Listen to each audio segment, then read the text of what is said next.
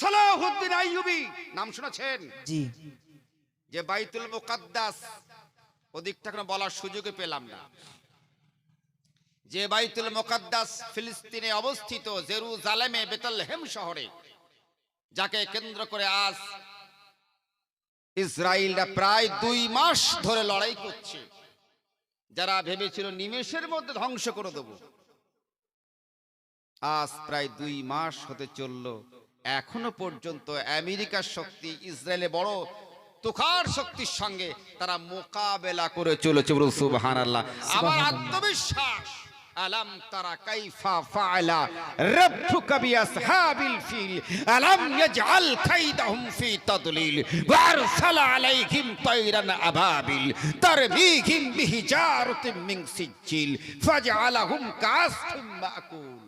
নবী আবার পৃথিবীতে অবতরণ করার 50 কিংবা 51 বছর পূর্বে আবরাহা বাদশাহ ইয়ামান শহরে একটা গির্জা নির্মাণ করেছিলেন। তিনি চেয়েছিলেন গোটা বিশ্বের মানুষ আরবে যায়, মক্কায় যায় কাবার হজ করতে, আমি এমন একটা কিছু করব দর্শনীয় স্থান ইয়ামান দেশে, যেটাকে জিয়ারাত করার জন্য গোটা বিশ্বের মানুষ এখানেই আসবে, তাহলে আমাদের ইকোনমিক্স ফিনান্সিয়াল দিকটা স্ট্রং, মজবুত হয়ে যাবে। কিন্তু দেখলেন যে কাবা, আহা, যে কাবা নবী মুস্তাফাকে চুমা দেওয়ার জন্য দাঁড়িয়ে আছে, সেই কাবাকে কখনো ভাঙতে পারে? মা আমিনা বলেন, যখন আমার সন্তান জন্ম নিল আমি দেখতে পেলাম কাবা বাইতুল্লাহ যেন আমার ঘরের দিকে ঝুঁকে পড়ে। কবির ভাষায় সাল্লাল্লাহ সাল্লাল্লাহ সাল্লাল্লাহ বলে সিজদা করে কাবা বাইতুল্লাহ, সাল্লাল্লাহ সাল্লাল্লাহ সাল্লাল্লাহ বলে সিজদা করে কাবা বাইতুল্লাহ, যার প্রেমে ঝুঁকে পড়ে আর সে সুবহানাল্লাহ সুবহানাল্লাহ। হ্যাঁ গো, যে কাবা নবী মুস্তাফাকে চুমা দেওয়ার জন্য, ঝোঁকার জন্য অপেক্ষায় রত, তাকে কি কেউ ধ্বংস করতে পারে? আবরাহা বাদশাহ, এই বাচ্চারা তোমরা তাফসীরে জালালাইন যখন পড়বে ইতিহাসটা পেয়ে যাবে। আবরাহা বাদশাহ ইয়ামান দেশে বিশাল গির্জা নির্মাণ করলেন। উদ্দেশ্য কি, কন্টেন্টস কি, মাকসাদ কি, গোল কি?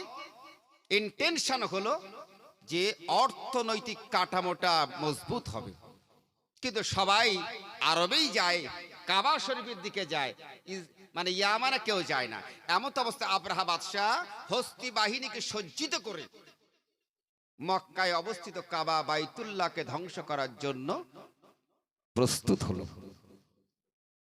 কাবার মতো আলী নবীর দাদা আব্দুল মুতালিবের সহস্র উটকে ধরে নিয়ে গেল। আব্দুল মুতালিব তিনি গিয়ে বললেন, আয়ে আবরাহা, তুমি আমার উটগুলো কেন ধরে এনেছো? বলে, আয়ে আব্দুল মুতালিব, আমি তোমার উটগুলো ধরে এনেছি এখানেই শেষ নয়, আমি কাবাকে ধ্বংস করার জন্য এসেছি।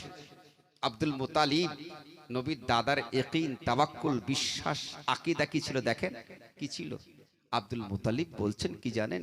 এই আবরাহা, আমার উট নিয়ে আমি চিন্তিত, আর আল্লাহ, কাবা হলো আল্লাহ, কাবা হলো আল্লাহর, এই কাবার হেফাজত করার দায়িত্ব আমার আল্লাহই নেবেন। আকীদা, ইয়াকিন, বিশ্বাস। এই কাবাকে ধ্বংস করার জন্য আবরাহা বাদশাহ যখন হাজার হাজার বাহিনী সঙ্গে নিয়ে ধ্বংস করতে এসেছিল, কি হয়েছিল জানো? আমার আল্লাহ আমার নবীকে কি সুন্দর বলছেন, কি আলাম তারা কাইফা ফাআলা রাব্বুকা বিআসহাবিল ফিল। হে নবী, তুমি কি দেখোনি? হে নবী, তুমি কি দেখোনি? আল্লাহুস সামাদ।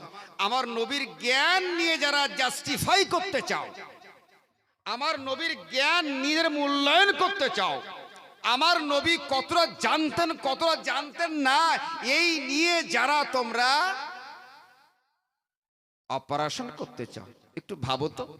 আমার আল্লাহ যেখানে আমার নবীর সম্মান দিয়ে কথা বলছেন, আয়ে মুস্তাফা, তুমি কি দেখোনি? মনে হলো 50 বছর যেন নবী মুস্তাফার সামনেই ঘটেছে। ইতিহাস বলছে 570 খ্রিস্টাব্দে নবী আমার এলেন, তার 50 অথবা 51 বছরের পূর্বে কাবা বাইতুল্লাহ ধ্বংস করার জন্য আব্রাহা বাদশাহ সৈন্য প্রেরণ করলেন। নবী আমার কি সুন্দর ভাবে আমার আল্লাহ তার সঙ্গে আপিল মানে বলছেন, বুঝিয়ে দিচ্ছেন, আয় মুস্তাফা তুমি কি দেখোনি আজকে ওয়াহাবি, কাদিয়ানি, জামাতি, আহলে হাদিস, গায়র মুকাল্লিদ তারা কি বলে জানেন? নবী জানতো না। আমার আল্লাহ যেখানে আমার নবীর সঙ্গে কথা বলার আগে সুন্দরভাবে আহ্বান করে, হে রাসূল তুমি কি দেখোনি? আলাম তারা, আয় মুস্তাফা তুমি কি দেখোনি? আয় বিশ্বের মানব সম্প্রদায়, নবীর শানে কেমন করে কথা বলতে হবে এই আদবটা আমার আল্লাহ বিশ্ববাসীকে শিখিয়ে দিয়েছেন। আলাম তারা কাইফা ফাআলা রাব্বুকা বিআসহাবিল ফিল। সুবহানাল্লাহ। মুস্তাফা তুমি কি দেখোনি? আচ্ছা নবী দেখলেন কি দেখলেন না? আল্লাহ কি জানতেন না? জানতেন না? তাহলে কি আমি বলবো আল্লাহ জানতেন না তাই জানতে চাইছেন? Logic I want to say that যারা নবীর জ্ঞানকে নিয়ে যারা প্রশ্ন করতে চাও, তোমরা বলো তো দেখি, আল্লাহ যদি জানেন তাহলে আবার কেন দুবার বললেন আয়ে মুস্তাফা তুমি কি দেখোনি? নবীর দেখার কোনো প্রশ্নই ওঠে না। Before 50 or 51 years, how to possibly জন্মের 50 অথবা 51 বছর আগের ঘটনাকে নবী দেখবেন কেমন করে? আমার আল্লাহ জানেন, মুস্তাফা দেখেছেন। সুবহানাল্লাহ। আমার আল্লাহ জানেন, মুস্তাফা দেখেছেন, তাই নবীকে জানছেন, এই মুস্তাফা আলাম তারা কাইফা ফাআলা রাব্বুকা বিআসহাবিল ফিল। এই মুস্তাফা তুমি কি দেখো নাই তোমার কাবাকে আমি কেমন করে রক্ষা করেছিলাম? আলাম তারা কাইফা ফাআলা রাব্বুকা বিআসহাবিল ফিল। তোমার রব ওই আসহাবে ফিল হস্তি বাহিনীদের সঙ্গে কেমন আচরণ করেছিল। আলাম ইয়াজআল কাইদাহুম ফি তাদলিল। তুমি কি দেখোনি কেমন করে তাদেরকে কুপকাত করা হয়েছিল? ওয়ারসাল আলাইহিম তায়রান আবাবিল, ঝাঁকে ঝাঁকে বলাকা সারি। আবাবিল পাখি, বলাকা আবাবিল এটা এক বচন অথবা বহু বচন। পাখিদের সারিকে বাংলা ভাষায় বলা হয় বলাকা। কেউ বলছে আবাবিল হচ্ছে এক বচন, কেউ বলছে বহু বচন। এক বচন হোক আর বহু বচন, এই পাখিগুলো অত্যন্ত ছোট্ট। নেটের জগৎ গুগল সার্চ করুন পেয়ে যাবেন, এর ওজন 50 গ্রাম, এর বেশি হবে না। কত বললাম? মাত্র 50 গ্রাম ওজনের একটা পাখি, যার বুকে ছোট্ট ছোট্ট বালুকণা। এই ছোট্ট ছোট্ট বালুকণা দিয়ে আমার আল্লাহ হস্তি বাহিনী দিগকে নিমিষেই ধ্বংস করেছিলেন। একটু জোরে বলা যাবে না? ওয়ারসালা আলাইহিম তায়রান আবাবিল তারমিহিম বিহিজারাতিন মিন সিজিল ফাজআলাহুম কাসফিম মাকুল। নিমিষেই তারা তৃণবৎ তথা মাটির সঙ্গে ঘাসের সঙ্গে মিশে গিয়েছিল। বন্ধুবর, তাই ফিলিস্তিন যদি তারা বাইতুল মুকাদ্দাসকে রক্ষা করার জন্য আন্তরিক হয়, আমার আল্লাহ তাদের গায়েবী শক্তি দিয়ে দেবেন। তাই আরব সাহায্য করুক আর না করুক, আরব নবী আমার বললেন ততক্ষণ পর্যন্ত কিয়ামত হবে না। বুখারী হাদিস, ততক্ষণ পর্যন্ত কিয়ামত হবে না যতক্ষণ পর্যন্ত না ইসরাইলরা মুসলমানের কাছে পরাস্ত না হবে। ততদিন কিয়ামত হবে না যতদিন পর্যন্ত না মুসলমানের কাছে ইসরাইলরা পরাস্ত না হবে। বন্ধুবার, ইসরাইল কারা জানেন? আল্লাহুস সামাদ। এই ইতিহাস বলতে গেলে অনেক সময় লেগে যাবে। ইসরাইল হলো ইয়াকুব আলা নবিয়ানা আলাইহি ওয়াসাল্লামের বংশধর। এদেরকে ইসরাইল বলা হয়, যাদেরকে গোটা বিশ্ব ইসরাইল নামে চেনে। যখন ইউসুফ আলা নবিয়ানা আলাইহিস সালাম ইয়াবি ইন্নী রাআইতু আহাদা আশারা কাওকাবা ওয়াশ-শামস ওয়াল কমার রাআইতুহুম লিসাজিদিন, আব্বা আমি স্বপ্ন দেখলাম 11টা তারা, একটা চন্দ্র, একটা সূর্য আমাকে সেজদা করছে। ইয়াকুব আলা নবী আনা আলী ওয়াসাল্লাম বললেন, ইয়া বুনাইয়া লা তাকসুস রুইয়াকা, হে আমার বেটা, এই স্বপ্নের কথা অন্য কাউকে বলো না। কিন্তু নবীর মন, নবীর প্রাণ সৎ ভাইদেরকে বলে দিলেন। সেই সৎ ভাইরা তাকে মিলে কুয়াতে ফেলে দিয়েছিল। জানেন তো আপনারা ইউসুফ জুলেখার কাহিনী? ইউসুফ জুলেখার ঘটনা পড়েছেন আপনারা? ইউসুফ নবীকে ছোটবেলায় ওই 11 ভাই 10 ভাই মিলে তারা কুয়াতে ফেলে দিয়েছিল। আবার ইউসুফ পয়গম্বর কে মালিক তুলে নিয়ে মিশরের বাজারে পুতিফারের কাছে বিক্রি করা হলো। সেই পুতিফারের বাড়িতে লালন পালন হলেন। আবার জাবিরায়ে কারাগারে কারাবন্দী হলেন। মিশরের গভর্নরের সলা পরামর্শকারী হলেন ইসরাইল। ইয়াকুব পয়গম্বরের ছেলেরা ক্ষমা চাইলেন, ক্ষমা করে দেওয়া হলো। এই ইসরাইল বারবার ক্ষমা চেয়েছে, বারবার ক্ষমা পেয়েছে। আপনারা সূরা বানি ইসরাইল পড়ুন, মনে হবে যেন ইসরায়েলে যে গন্ডগোল চলছে, এই গন্ডগোলের কথা আমার আল্লাহ হুবাহুটাই বলছেন।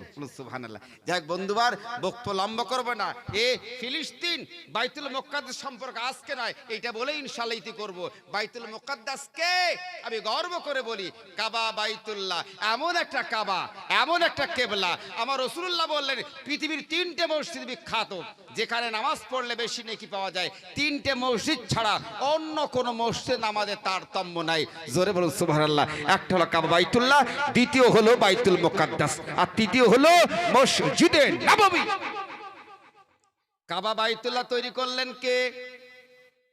যখন ইসমাইল আলা নবী আনা আলাইহি ওয়াসাল্লামের পায়ের এড়ির ওসিলায় আমার আল্লাহ সাফা মারওয়াতে জমজম উৎস দিলেন, জমজম তৈরি করলেন। ওই জমজমের পানিকে কেন্দ্র করে মক্কার বুকে জনগণের আবাসন, জনগণের বাসস্থান তৈরি হলো। আর ইসমাইল পয়গম্বর বাবা ইব্রাহিমকে সঙ্গে নিয়ে কাবা নির্মাণ করলেন। সুবহানাল্লাহ। যদি এই কাবা বাবা আদম আলা নবী আলাইহিস সালাম তৈরি করেছিলেন, পুনরায় যখন নূহ আলা নবী আলাইহিস সালামের প্লাবনে ধ্বংস হয়ে যায়, ইসমাইল পয়গম্বর আব্বার শহীদ কাবা বাইতুল্লাহ নির্মাণ করেন।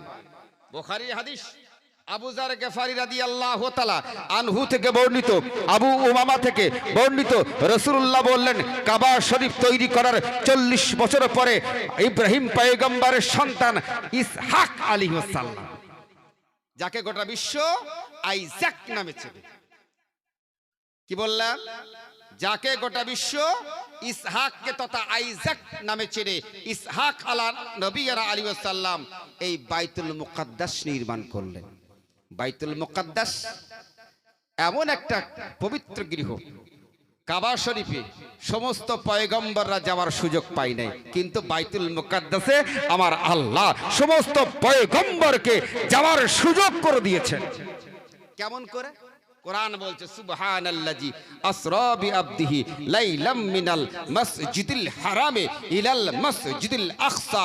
ওই শবে মেরাজের রাতে যেদিন আমার আল্লাহ আমার নবী মুস্তাফাকে দিদার দিয়েছিলেন, মেরাজ দিয়েছিলেন, সেই দিন রাসূলুল্লাহর পিছনে সমস্ত পয়গম্বররা সালাত আদায় করেছিলেন সেই বাইতুল মুকাদ্দাসে। কাবা শরীফ সমস্ত পয়গম্বর দর্শন করার সুযোগ পায় নাই, কিন্তু বাইতুল মুকাদ্দাস সমস্ত পয়গম্বররা যাওয়ার সুযোগ পেয়েছে। বাইতুল মুকাদ্দাস যার সঙ্গে সুলাইমান পয়গম্বরের সম্পর্ক, সুলাইমান পয়গম্বর আলাইহিস সালাম, ইয়া আল্লাহ তোমার কাছে দুটো জিনিস আমি চাই, একটা হলো গোটা বিশ্বের রাজত্ব আমাকে দাও, আর নাম্বার 2 বাইতুল মুকাদ্দাসে যারা নামাজ পড়বে ওদের সালাতকে তুমি আদায় কি কবুল করে নাও। বাইতুল মুকাদ্দাসের সঙ্গে দাউদ পয়গম্বরের সম্পর্ক, বাইতুল মুকাদ্দাসের সঙ্গে ঈসা আলা নবী আলাইহিস সালামের সম্পর্ক। ঈসা আলা নবী আলাইহিস সালাম যে কথা বলছি, ঈসা আলা নবী আলাইহিস সালাম বললেন, আয় বান্দা, আমার মনে হয় তুমি পৃথিবীর সব থেকে বেশি নেকির অধিকারী। কোন বান্দা বলুন তো? ওই যে পাথরের মধ্যে ছিল, যাকে আল্লাহ মান্না ও সালোয়া পাঠিয়ে দিতেন, যাকে আল্লাহ সারাবান তহুরা পাঠিয়ে দিতেন। মনে মনে ঈসা পয়গম্বর বললেন, ইয়া আল্লাহ আমার মনে হয় পৃথিবীর মধ্যে সব থেকে বেশি নেকির অধিকারী আমার আল্লাহ কি বললেন জানেন? আমার আল্লাহ বললেন, ও Isa, after you I shall send a messenger. Isa, আমি তোমার পরে একজন পয়গম্বর পাঠাবো, যে পয়গম্বরের জন্য কয়েকটা রাত দান করব, যে রাতের পুরো রাত নয়, অর্ধ রাত তার উম্মত ইবাদত উপাসনা আরাধনা করে। ঈসা, এই বান্দাকে আমি 350 বছর ধরে ইবাদত করার বিনিময়ে যা নেকি দিয়েছি, আমি আমার আখেরি পয়গম্বরের উম্মতকে ওই অর্ধ রাতের বিনিময়ে 350 বছর থেকে বেশি নেকি দিয়ে দেব। ঈসা আলাইহিস সালাম তখন বলি, এ আল্লাহ, ও মাই লর্ড, বাইবেলের কথা, O my lord, send us the messenger, O Muhammad, come quickly for the celebration of the world. Allah, আর বিলম্ব না, O Mohammad, come quickly for the celebration of the world. Mohammad, পৃথিবীতে এসো, সমস্ত কলুষ কালিমা দূরীভূত করে বিশ্ববাসী থেকে সুন্দর একটা পৃথিবী উপহার দাও। আল্লাহ, যদি তুমি আমাকে নবী না বানিয়ে আখেরি পয়গম্বরের উম্মত বানাতে, তো আমি আমার লাইফটাকে বেশি ধন্য বলে মনে করতাম। আমার আল্লাহ এই দোয়াকে কবুল করলেন। রুফিআত ইলাস সামা, তাকে তুলে নেওয়া হলো। তিনি আবার আসবেন ওই বাইতুল মুকাদ্দাসের মিনারের উপরে পাপ দিয়ে। বলুন সুবহানাল্লাহ। বাইতুল মুকাদ্দাস ভাগার ক্ষমতা ইসরায়েলের সৈন্য সামন্তের নাই। বাইতুল মুকাদ্দাস ধ্বংস করার মতন শক্তি, বোমা বারুদ পৃথিবীর কোন বৈজ্ঞানিক তৈরি করতে পারবে না। তার কারণ বাইতুল মুকাদ্দাস টিকে থাকবে কিয়ামত পর্যন্ত মুসলমানের দ্বারা। বন্ধুবর, বাইতুল মুকাদ্দাস সম্পর্ক আজকের নয়, কিয়ামত পর্যন্ত থাকবে। কবে পর্যন্ত থাকবে? যতই চেষ্টা করুক না কেন, যতদিন মুসলমান থাকবে, যতদিন ঈমান থাকবে, যতদিন কোরআন থাকবে, পৃথিবীর কোন শক্তি বাইতুল মুকাদ্দাসকে ধ্বংস করতে পারবে না। বন্ধুগণ, বক্তব্য লম্বা করব না, শুধু এতটুকুই বলবো, আল্লাহ পাক রব্বুল আলামিন আমাদিগকে অনেকটা সুন্দর রেখেছেন, যে আমাদেরকে প্রতিনিয়ত রক্ত বিসর্জন দিয়ে পরীক্ষায় বসতে হচ্ছে না, ঠিক কিনা? কিন্তু একটা জিনিস আমরা অনেকটা পিছিয়ে পড়ছি, যেটা কি?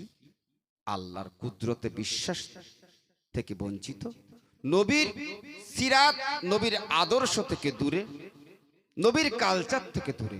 আমি বক্তব্য লম্বা করব না। আমি পড়েছিলাম লাকাদ কানা লাকুম ফি রাসূলিল্লাহি উসওয়াতুন হাসানা। আজকে বর্তমান সমাজের মা ও বোন, আমার মায়েরা, বিয়ের পরেও লজ্জা লাগে, বিয়ের পরে প্যান্ট পরছে, হাঁটু ছেঁড়া, উরু ছেঁড়া, পরে না? লজ্জা করা উচিত। হাঁটু ছেঁড়া জামা, ছেঁড়া পিঠ, ছেঁড়া বুক, ছেঁড়া পেট, ছেঁড়া পোশাক। ইসরায়েল আমেরিকার বিরুদ্ধে বক্তব্য শুনছো, আর ওদের পোশাক পরে নিজেকে গর্ববোধ করছো। ইসরায়েলের বিরুদ্ধে বোমা তৈরি করার ক্ষমতা তোমার নাই, ইসরায়েলের বিরুদ্ধে লড়াই করার ক্ষমতা তোমার নাই, ইসরায়েলের বিরুদ্ধে হুমকি চমকি দেওয়ার ক্ষমতা তোমার নাই। তোমার কাছে রয়েছে ওদেরকে ঘৃণা করার শক্তি, ঠিক কিনা কথা বলুন? এবার তরুণ যুবক মুসলমান, আমি তোমাদেরকে বলবো, তোমরা ইসরায়েলি পণ্য যা ব্যবহার করো, এখন থেকে বয়কট করো। দেখবে গোটা বিশ্ব জুড়ে মুসলমানরা ইসরায়েলদের পণ্যকে বয়কট করে, তারা মাথা উঁচু করে কথা বলার সাহস পাবে না, ঠিক কিনা? আজকে পেপসি, কোকা-কোলা, আমরা দুধ বিক্রি করে পেপসি কোকা-কোলা খাই, ডাব বিক্রি করে আমরা পেপসি কোকা-কোলা খাই। বন্ধুবর, আপনারা যথেষ্ট সচেতন। ইসরায়েলকে মারামারি কাটাকাটি করতে পারবো না, তবে ওদের তৈরি করা, ওদের ফিনান্সিয়াল দিক, ইকোনমিক্স কাঠামোটাকে ভেঙে চুরমার করে দেওয়ার ব্যবস্থাপনা মুসলমানরা করতে পারে, ঠিক কিনা কথা বলুন? বন্ধুবর, আমেরিকার পাশ্চাত্য গড্ডালিকা প্রবাহে গা ভাসিয়ে না দিয়ে নবীর সুন্নত মোতাবেক জীবন যাপন করুন। কসম খোদার, আপনাকে কেউ ক্ষতি ধ্বংস করতে পারবে না। সালাহুদ্দিন আইয়ুবী ক্রুসেডের যুদ্ধে যিনি যখন বীর বিক্রম ভাবে বিশ্বকে জয় করছেন, খ্রিস্টানরা ওদের গুরুদেব পাদ্রির কাছে গেল, আচ্ছা একটু সলিউশন বলুন তো, মুসলমানদের এত বিজয় কেন? পাদ্রি বলল, যাও মুসলমানরা রাতের বেলায় কি করছে দেখো। দেখা গেল মুসলমানের সৈন্য সামন্ত দুই ভাগে বিভক্ত হলো। কয় ভাগে বললাম? দুই ভাগে বিভক্ত হলো। এক ভাগ নামাজে দণ্ডায়মান, আর এক ভাগ তেলাওয়াতে কোরআন, তেলাওয়াতে কোরআন, তেলাওয়াতে কোরআন ব্যস্ত রয়েছে। এদিকে বারবার ডঙ্কায় ডঙ্কিত হচ্ছে, গর্জন তর্জন দিচ্ছে, যেমনটি কারবালার প্রান্তে ইমামে হোসাইন পাক রাদিয়াল্লাহু তাআলা আনহু তার সৈন্য সামন্তকে দুই ভাগে বিভক্ত করে এক ভাগকে নামাজে দাঁড় করিয়ে দিয়েছিলেন, আর এক ভাগকে কোরআন তেলাওয়াতে মত্ত করিয়েছিলেন। অনুরূপ ভাবে সালাহুদ্দিন আইয়ুবীর নেতৃত্বে যুদ্ধ চলছে, আর রাতের বেলা এক ভাগ কোরআন পড়ছেন আর এক ভাগ নামাজে দণ্ডায়মান। বন্ধুবর, পাদ্রী বলল, এই সৈন্য সামন্তকে বিভ্রান্ত করতে গেলে আমাদের কাছে উপায় আছে। বলে কি? তিনি কিছু স্বর্ণ মুদ্রা দিলেন। কি দিলেন? সোনার টাকা। যাও মুসলমানদের টেন্ট তাঁবুর কাছে পাশে এই সোনার টাকাগুলো ছড়িয়ে দিয়ে এসো। সোনার টাকাগুলো ছড়িয়ে দিয়ে আসা হলো। সকালবেলা যাও দেখো তো। বলে, বাবা, যেখানে যে টাকাটাই রেখেছিলাম সেই টাকাটা সেখানেই পড়ে রয়েছে। যেখানে যে টাকাটা রেখেছিলাম সেখানে সেই টাকাটাই রয়েছে। দ্বিতীয় রাতে কিছু সুন্দরী রূপসী অপ্সরা হুরের মতো অর্ধনগ্ন পোশাকে সজ্জিত করে ওই বীর যোদ্ধাদের বিভ্রান্ত করার জন্য রাতের অন্ধকারে পাঠিয়ে দেওয়া হলো। সারা রাত বিভিন্ন কলা কৌশল ছলনা কলনা বলনায় বিভ্রান্ত করতে চাইল। মুসলিম যোদ্ধারা একবার যিনি তাকিয়েছেন, দ্বিতীয়বার ওই রমণীদের দিকে একটিবার তাকাই নাই। এর নাম হলো ইসলাম। সকালবেলা ওই রমণীরা বাবার কাছে গিয়ে বলছে, বাবা গুরুদেব, আপনি এমন একটা জাতির কাছে পাঠালেন যারা আমাদের এক ঝলক দেখে আর থাকতে পারে না, আর এদের কাছে বারবার দেখানোর চেষ্টা করেছি, একবার তাকানোর পর আমাদের দিকে আর একবার তাকায় না। তখন সেই খ্রিস্টান ধর্মের পাদ্রী বাবা কি বললেন জানেন? মুসলমানের মধ্যে এই দুটো জিনিস যতদিন থাকবে ততদিন মুসলমানকে কোনো মতেই ধ্বংস করা সম্ভব হবে না। একটা অর্থের লোভ আর একটা নারীর লোভ। মুসলমানের মধ্যে যদি অর্থের লোভ এসে যাবে, অবৈধ অর্থের লোভ আর অবৈধ নারীর লোভ। বৈধ অর্থে কোনো বাধা নাই, আর বৈধ যৌনতায় কোনো আপত্তি নাই। বৈধভাবে যৌন ব্যবহার অবৈধ নয়, আর বৈধভাবে ইনকাম করে হালাল উপায়ে বাবু আনা শরিয়াতে নাইকো মানা। কিন্তু অন্যায় ভাবে যেদিন মুসলমানরা লোকের অর্থ আত্মসাৎ করবে, সেই দিন ভাববে মুসলমানের ধ্বংস অপরিহার্য হয়ে যাবে। ঠিক কিনা কথা? যেদিন দেখবে মুসলমান অপরের বউকে নিয়ে পালাবে, অপরের স্ত্রীকে নিয়ে পালাবে, অপরের খালাকে নিয়ে পালাবে, অপরের মাকে নিয়ে পালাবে, ওই দিন থেকে মুসলিম জাতির সামগ্রিক অবক্ষয় হয়েছে, মুসলমানদের ধ্বংস শুরু হতে চলেছে। ঠিক কিনা?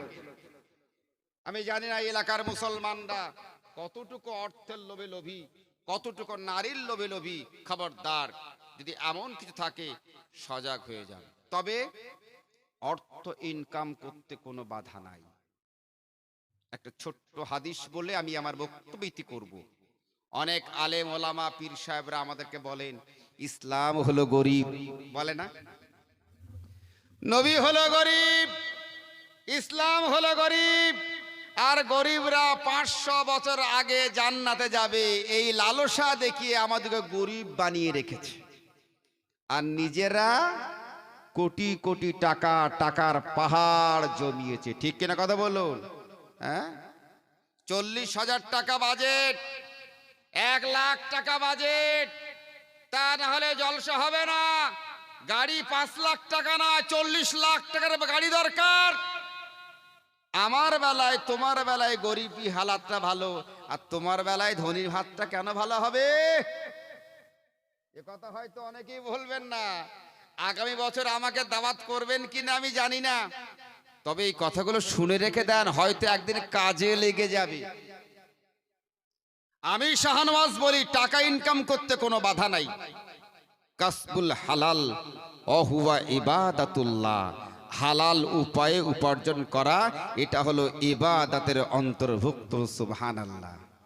হাত পাতার থেকে দানের হাতটা আমার নবী বেশি পছন্দ করেছেন। বন্ধুবর, মেহনত করো, মেহনত করো। নবীর দরবারে একজন ব্যক্তি এলেন, ইয়া রাসূলুল্লাহ, আমার গরিব, আমার অভাব, আমাকে দান করুন। নবী বললেন, তোমার বাড়িতে কি আছে? তিনি বললেন, আমার বাড়িতে একটা তরবারি আছে। তরবারিটা আনা হলো, সর্বোচ্চ 2 দিরহাম বিক্রি করা হলো। উমারে ফারুক ক্রয় করলেন। নবী বললেন, 1 দিরহাম তোমার বাড়িতে দিয়ে যাও, খাদ্য ক্রয় করো, আর 1 দিরহাম দিয়ে তুমি একটা কুড়োল কেনো।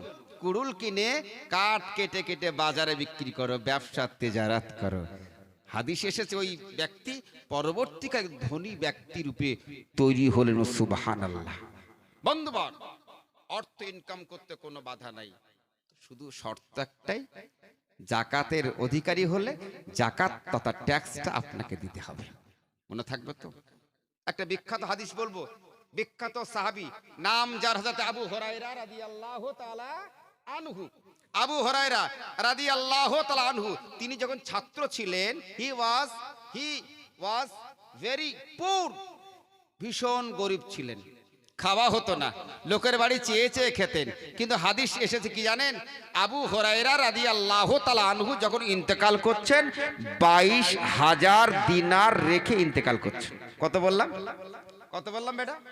22,000 স্বর্ণ মুদ্রা তার পরিবার পরিজনের জন্য রেখে বিদায় নিলেন। একটু ভাবুন তো, 22,000 দিনার, 1 দিনার মানে যদি 1 ভরি হয়, তাহলে কত হাজার ভরি দিনার? বর্তমান বাজারের দাম কত? বন্ধুবার, মেহনত করুন। বর্তমান সমাজে মুসলিম জাতিকে আমি 3টে জিনিস দিয়ে যাব, নেবেন আপনারা? 3টে জিনিস আজকের বক্তব্যের শেষ করব, কনক্লুশন। 3টে জিনিস আমি দিয়ে যাব। নাম্বার 1, তালিম, এডুকেশন, সুজ্ঞান, সঠিক জ্ঞান, অজানাকে জানা, জ্ঞান, নলেজ, তালিম। এই মুসলমান, তোমার জন্য অপরিহার্য। এই তালিমটা কোরআন হাদিসের হতে পারে, এই তালিমটা বাস্তব জগতের হতে পারে। কোরআন হাদিসটাই বলবো তা নয়, তোমার প্রয়োজন যে নলেজটা তোমাকে জানতে হবে, জ্ঞান তোমাকে অর্জন করতে হবে। নাম্বার 2, তেজারাত, অলসতা নয়।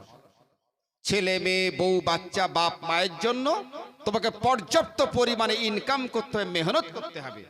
আর নাম্বার 3, তোমার সন্তান এবং তোমাকে নিজে আদব শিষ্টাচার, একটা গুড বিহেভিয়ার, উত্তম চরিত্রের অধিকারী হতে হবে। বলুন তো, যদি এই 3টে সম্পদ কারুর কাছে থাকে, সে সমাজে ধনী না গরিব? তার মাথা উঁচু থাকবে না নিচু হবে? যদি কোনো ব্যক্তির কাছে 3টে সম্পদ, তালিম, তেজারাত এবং তারবিয়াত, সুশিক্ষা, মজবুত অর্থ এবং সুচরিত্র যে অধিকারী কেউ হয়, সেই মানুষটার মাথা উঁচু থাকবে নাকি নিচু হবে? কথা বলুন। আয় মা, আমি শাহনওয়াজ বসিরহাট এলাকা থেকে এসেছি। আমি জানি না আমার বক্তব্য সবাই পছন্দ করবে, প্রয়োজন নাই। সবাই যদি বাংলা পড়বে, অঙ্ক করাবে কে? সবাই যদি অঙ্ক করাবে, ইতিহাস পড়াবেন কে? সবাই যদি ইতিহাস পড়ান, ভূগোলটা পড়াবেন কে? মনে করেন আমার বক্তব্য কঠিন, কিন্তু আরো তো অনেকেই আছেন সহজ বলার জন্য।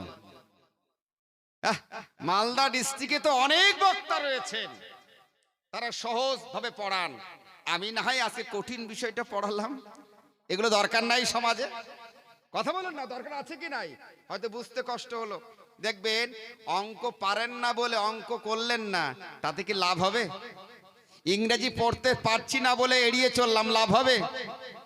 হ্যাঁ, ইংরাজি পাচ্ছি না বলে এড়িয়ে চললাম। ইংরাজিও আপনার কাছ থেকে এড়িয়ে চল। যে সাবজেক্টটা পারবেন না সেটা আপনাকে বোঝার চেষ্টা করতে হবে। একবার না পারিলে দেখো শতবার, একবার না পারিলে দেখো শতবার। আমার এই কথাগুলো হয়তো বুঝতে অনেকের কষ্ট হচ্ছে। এ কেমন বক্তা রে বাবা, শুরু করলো না, গাহিল না, লম্বা টানলো না। না, আমি টানলাম না, কিন্তু আমি জাতি গঠনে, মানব গঠনে, মানুষ গঠনে উন্নত চিন্তা ভাবনা কি করে করা যায় তারই বীজ আজকে বপন করে গেলাম। মনে থাকবে কোন তিনটি জিনিস বললাম? তালিম, আইমা, প্রতিজ্ঞাবদ্ধ হও। তুমি তোমার সন্তানকে সুশিক্ষা দেবে, তুমি তোমার সন্তানকে অর্থ কেমন করে উপার্জন করা যায় তার ব্যবস্থাপনা শিখাবে, আর ছোট থেকে সুচরিত্রের অধিকারী করাবে।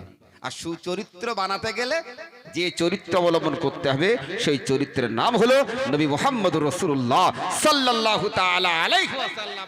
আয় মা, তোমার সম্মানার্থে আমার নবী মসজিদে নববীতে মা হালিমা রাদিয়াল্লাহু তাআলা আনহার জন্য মাথার পাগড়িখানা বিছিয়ে দিয়েছিলেন।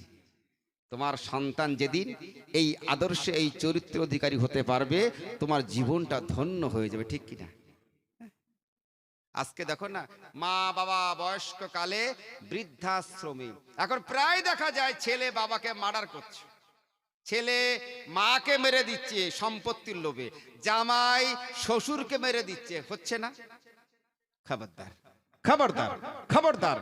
তুমি তোমার জীবনে তোমার সন্তান দিগ, লাডলা ছেলে হোক বা মেয়ে হোক, তুমি এদেরকে গান বাজনা, সিনেমা নয়, জানেন এই ইসরায়েলদের ব্যবস্থাপনা, এই ইসরায়েলের যে প্রোডাক্টগুলো আমরা ব্যবহার করি, আমি পড়েছি এরা নিজেরা কখনোই ব্যবহার করে না, এই বোকা আমাদেরকে দিয়ে ব্যবহার করায়।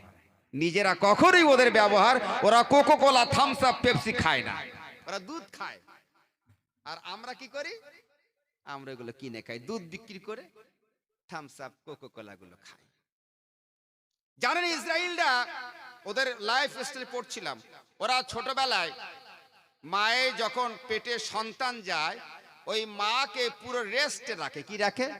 রেস্টে রাখে, সেবা যত্ন করে। হ্যাঁ, আর মা সারা দিন সুচিন্তা করে এবং কঠিন কঠিন অঙ্কগুলো সলভ করার চেষ্টা করে। ইসরায়েলরা এদের পেটে যখন সন্তান যায়, ওই পুরো 1 বছর ওই মেয়েটার কোনো কাজ করতে ওরা দেয় না, এবং ওই সময় ওই মাকে ভালো খাদ্য দেওয়া হয়, ভালো বস্ত্র দেওয়া হয় এবং ভালো ভালো চিন্তা করতে দেওয়া হয়, কঠিন কঠিন অঙ্ক দেওয়া হয় সলভ করতে পারে। এটা psychological treatment. 5 kinds to learn. আমরা বিএড কারিকুলামে শিখেছি মানুষ 5 পদ্ধতিতে শিক্ষা অর্জন করে। নাম্বার 1 লিসেনিং, প্রথম শেখে শুনে শুনে। নাম্বার 2 আন্ডারস্ট্যান্ডিং, বোঝে। তারপরে কথা বলে, স্পিকিং। তারপর রিডিং, লেখে, পড়ে। তারপরে রাইটিং, লেখে। এই 5 পদ্ধতিতে মানুষ শিক্ষা অর্জন করে। ঠিক কিনা? আমার আল্লাহ পাক রব্বুল আলামিন মাতৃগর্ভে যখন কোনো সন্তান দেন, 6 মাস পরে, 6 মাস মায়ের পেটের সন্তানের বাচ্চার বয়স হয়ে গেলে আমার আল্লাহ প্রথম যে শক্তি দেন সেটা হলো শ্রবণ শক্তি। শ্রবণ শক্তি, শ্রবণ শক্তি। এই জন্য তো গৌস সামাদানি, কুতুবে রব্বানি, মহিউদ্দিন আব্দুল কাদের জিলানী রাদিয়াল্লাহু তাআলা আনহু মায়ের পেট থেকে 18 পারা কোরআন মুখস্থ করে পৃথিবীতে এসেছিলেন। এটা হয়তো অনেকে অস্বীকার করে, আমি কিন্তু বিজ্ঞান দিয়ে প্রমাণ করে দিয়েছি। অনেক আহলে হাদিস আমার সঙ্গে চ্যালেঞ্জ করেছিল, বলে এসো তুমি কি জানো? হে, আজকে বর্তমান আধুনিক যুগে ইন্টারনেটে দেখবেন 2 বছরের বাচ্চা অনর্গল কোরআন মুখস্থ শোনাচ্ছে। এই 2 বছরের বাচ্চা যদি কোরআন মুখস্থ করে শোনাতে পারে, এটা তুমি বিশ্বাস করতে পারো? আর আমার গৌস পাক বললে মিথ্যা হবে, তাই না? তুমি করলে জায়েজ আর আমি করলে হারাম। তুমি স্টেজে বক্তব্য রাখছো সেটা জায়েজ, আর আমি করলে সেটা হারাম হয়ে যায়, দলিল পেতে চাও। বন্ধুবর, যারা নবী দিবস, মিলাদ মাহফিলকে হারাম বলছো, মক্কা মদিনাকে মডেল বানিয়ে শুনে রেখে দাও, মক্কা মডেল ইসলামের জন্য নয়, মদিনা ইসলামের জন্য মডেল নয়। ইসলামের মডেল হলো আমার আল্লাহ, আমার আল্লাহর রসুল। যতদিন মক্কা মদিনায় রাসূলুল্লাহ চরিত্র থাকবে ততদিন আমার কাছে রেসপেক্টেড, ঠিক কিনা? এরা বলে, যারা আহলে হাদিস, তারা বলে মযহাব মানা যাবে না, মযহাব মানা শিরক। আমি শুধু বলি, আচ্ছা কেন শিরক? বলে আবু হানিফাকে মানা যাবে না, দলিল কই? আমি বলে আবু হানিফাকে মানলাম না, ছোড়ো, কিন্তু ইমাম বুখারীকে যে মানবো আর ইমাম বুখারীর যে মত সঠিক, এই গ্যারান্টি তোমাকে কে দিল? ইমাম আবু হানিফা রাহমাতুল্লাহ আলাইহিকে মানা যাবে না, দলিল চাও তো তুমি একটাবার বলো ইমাম বুখারীর যে হাদিসগুলো তুমি বল, গড় গড় গড় গড় করে বলো। তুমি কতবার ইমাম বুখারীকে বলেছো, তুমি যে হাদিসগুলো বায়ান করেছো এর দলিল কোথায়? কি বুঝতে পারলেন তো? তুমি যখন অনুসরণ করবে তখন আপত্তি নাই, আমি যখন করব আপত্তি কেন উঠবে? আমি বিজ্ঞান, আমি কোরআন, আমি হাদিস বুঝি না, যারা বোঝেন আমার ওস্তাদ, আমি তাদের কাছ থেকে বুঝিয়ে নেওয়ার চেষ্টা করি, ঠিক কিনা? তুমি ইমাম বুখারীকে মানতে কেন? কোন দলিল? কোথা থেকে বলো যে বাদাহু কাতাবুল্লাহ, কোরআনের পরে বুখারী স্থান? এই শিক্ষা তোমাকে কে দিয়েছে? নবী কখন বলেছেন যে কিতাবের পরে বুখারী স্থান? বন্ধুবর, কি বুঝতে পারছেন? বাদাহু কিতাবুল্লাহ, বুখারী স্থান কিতাবুল্লাহর পরে, এইটা তোমাকে কে শিখিয়েছে? কোরআনে কোথায় এসেছে? হাদিসে কোথায় এসেছে? আমি কেন মানবো? বন্ধুবর, এই গুয়ার তুমি করো না। এই আব্দুল ওয়াহাব নাজদির দেশ, আরব দেশ, উসমান গনি রাদিয়াল্লাহু তাআলা আনহুর মাজারকে ভেঙে দিয়েছে, সাহাবীদের মাজারকে ভেঙে দিয়েছে। আবার এখন বলছে আরব শিরকের দেশ নয়, আরব শিরক মুক্ত থাকবে। যদি আরব শিরক মুক্ত দেশ হয় তাহলে উসমান গনির কবরকে কেন ভাঙলে? আরব যদি শিরক মুক্ত দেশ মনে করো তাহলে সাহাবীদের কবরকে কেন ভাঙলে? কেন নবী মুস্তাফার কবরকে, রওজাকে ভাঙার জন্য চক্রান্ত করেছে? এই প্রশ্ন আজকে আমি রেখে গেলাম। ক্লিয়ার বন্ধুবার? বক্তব্য আমি লম্বা করব না, অনেক লম্বা করে ফেলেছি। আগামী কাল আবার আপনাদের জলসা আছে। Amir Muawiyah, he was the great Sahabi. Hazrat Amir Muawiyah, he was great Sahabi, he was great Sahabi and Khatib Uhi. আমার কেনে, আমার চিন্তা ভাবনায় তিনি একজন রেভোলেটর ছিলেন, একজন কুশলবিদ ছিলেন, একজন রাজনৈতিকবিদ ছিলেন, একজন রাষ্ট্রীয় নেতা ছিলেন। কানা সাহাবিউন মখসুসুন, তিনি হলেন একজন সাহাবি, সাহাবি, সাহাবি। যদি কোনো ব্যক্তি এনাকে সাহাবি না বলে বিশ্বাস করে তাহলে আমার তার প্রতি কুফরের ফতোয়া রইল। আমির মুআবিয়া সাহাবী, তবে আলী হায়দার শেরে খোদা রাদিয়াল্লাহু তাআলা আনহুর সঙ্গে আমি কখনোই কম্পেয়ার তার করি না। আলীর মর্তবা আলাগ, আমির মুআবিয়া রাদিয়াল্লাহু তাআলা আনহুর মর্তবা আলাগ। আলী পাঞ্জাতান, আলীর মর্তবা নবী, আলী, फातिमा, हसन, हुसैन, ये 5 मिलाकर पंजातन। अबू बकर, उमर, उस्मान गनी, अली और नबी, यहाँ भी 5 मिलाकर पंजातन। 4 यारेर संगे आली की निये पंजातन, नबीर घरानार संगे आली की निये 5 पंजातन। क्लियर? तो खबरदार আলীর সঙ্গে আমিরে মুআবিয়া রাদিয়াল্লাহু তাআলা আনহু কম্পেয়ার কখনো করবেন না। আলী আলী, আলী পাক, আলীর জন্ম স্থানটাও পাক, আলীর জন্ম মুহূর্তটাও পাক। প্রশ্ন করতে পারেন, এই শাহনওয়াজ ভাই এমন কথা কেন বলে লাস্ট প্রান্তে? হ্যাঁ হ্যাঁ, আলী তো ওকে বলা হয় যার জন্ম কাবা বাইতুল্লাহ হয়। আলী পাক, আলীর জন্মস্থানটাও পাক। আলীর আম্মা কাবা বাইতুল্লাহকে তাওয়াফ করছেন, আলীর আম্মা কাবা বাইতুল্লাহকে জিয়ারত করছেন। এমন অবস্থায় আপনার প্রসব যন্ত্র অনুভব হলো, ই আল্লাহ কোথায় যাই কোথায় যাই। আলী হায়দার শেরে খোদা রাদিয়াল্লাহু তাআলা আনহুর আম্মা কাবা শরীফের কাছে গেলেন, কাবার দরওয়াজা খুলে গেল। কেউ বলল কাবার ভিতরে, আর কেউ বললেন না কাবা চত্বরে। কাবা চত্বরে হোক আর কাবার ভিতরে হোক, এতে আমার কোনো যায় আসে না, ওটা তো বাইতুল হারাম বলেই পরিগণিত। আলীর জন্ম হলো, একদিন গেল, 2 দিন গেল, 3 দিন গেল, একাধিক দিন কেটে গেল। আলীর হাত মেলে, আলীর জবান মেলে, আলীর হাত মেলে, মাথা নড়ে, পা নড়ে, কিন্তু আলীর চোখ মেলে না।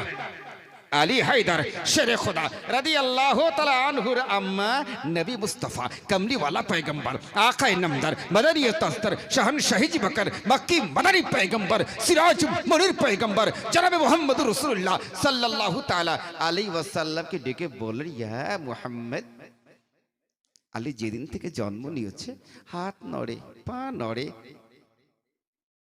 পালস রেট, হার্টবিট সব স্বাভাবিক, কিন্তু চোখ মেলে না।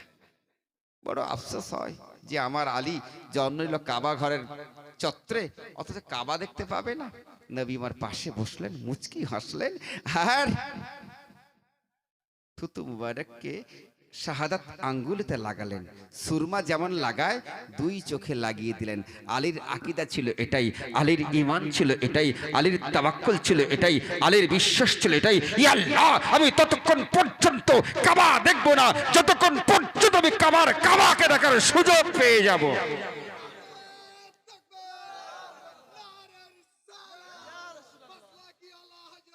তাই তো আলা হযরত, মাসলাকে আলা হযরত। অনেকে বলেন যে শাহনশাহী মাসলাকে আলা হযরত আবার কি? It is nothing. মাসলাকে আলা হযরত এটা কিছুই না। তবে নবীকে চেনার জন্য, রাসূলকে জানার জন্য, আল্লাহকে চেনার জন্য, ফেরেশতাকে জানার জন্য সুন্দর একটা লাইট দরকার। এই ফোকাসটার নাম হলো মাসলাকে আলা হযরত। যে লাইটের জ্যোতিতে সুন্দরভাবে নবীকে চেনা যায়, যে জ্যোতিতে আল্লাহর পরিচয় পাওয়া যায়, যে জ্যোতিতে কোরআনের বিশুদ্ধ আয়াতের অর্থ পাওয়া যায়, তার নাম হলো মাসলাকে আলা হযরত।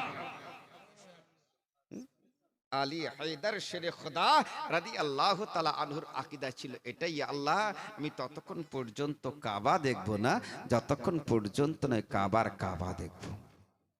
তাই তো আলা হযরত মুজাদ্দিদ দ্বীন মিল্লাত মুর্শিদে বারহক ইমামে আহমদ রাজা খা ফাজিল বেরলভী আলাইহির রহমা বলছে, হাজিও आओ शहंशाह का रोजा देखो, हाजियो आओ शहंशाह का रोजा देखो, काबा तो देख चुके लेकिन काबे का काबा देखो। মাশাআল্লাহ, সুবহানাল্লাহ।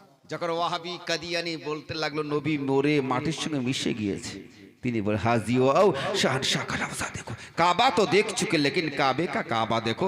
কাবা দেখা হয়ে গিয়েছে, এবার কাবা দেখে নাও। আর বলছেন, তু জিন্দা है वल्लाह, तू जिंदा है वल्लाह, तू जिंदा है वल्लाह, तू जिंदा है वल्लाह, मेरे चश्मे आलम से छुप जाने वाले चमक तो से पाते हैं सब पाने वाले, मेरा दिल भी चमका दे चमकाने वाले।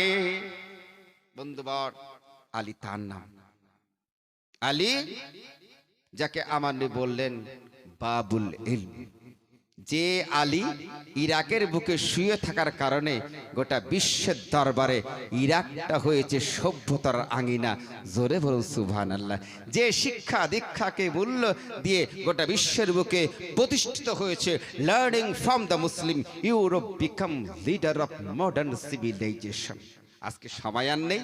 আজকে আমেরিকা সাদ্দামকে কেন মেরেছিল এই ইতিহাস বললে অনেক সময় লেগে যাবে।